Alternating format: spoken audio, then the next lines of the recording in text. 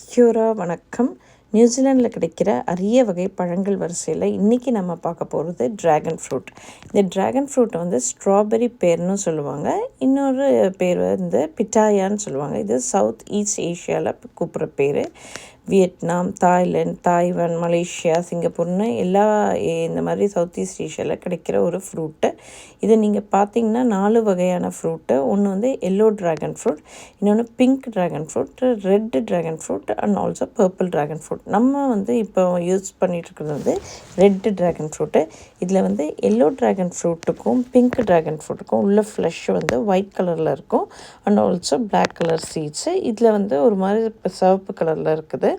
நீங்கள் பார்த்தீங்கன்னா ட்ராகன் ஃப்ரூட்டுக்கு வந்து நிறைய அரிய வகை ப்ராப்பர்ட்டிஸ் இருக்குது. முக்கியமாக வந்து இது இதயத்துக்கு வந்து ரொம்ப நல்லது.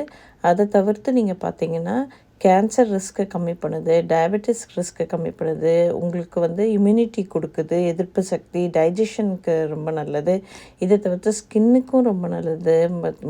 Hair, bones, eyes and pregnancy பீப்புளும் இதை யூஸ் பண்ணுவாங்க. ஏன்னா இதில் வந்து எசென்ஷியல் வைட்டமின் பி இருக்குது, ஃபாலேட் இருக்குது, அயர்ன் இருக்குது, மெக்னீசியம் இருக்குது and also lots of nutritional properties இருக்குது.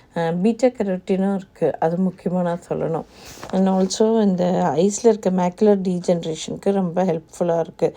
ஸோ உங்கள் ஏரியாவில் நீங்கள் எங்கேருந்து இந்த வீடியோ பார்க்குறீங்களோ, இந்த ட்ராகன் ஃப்ரூட் கிடைக்கிற பட்சத்தில் கண்டிப்பாக உங்களுக்கு பைசா காம்ப்ரமைஸ் பண்ணாமல் முடிஞ்சால் உங்களுக்கு இதை வாங்கி சாப்பிடுங்க.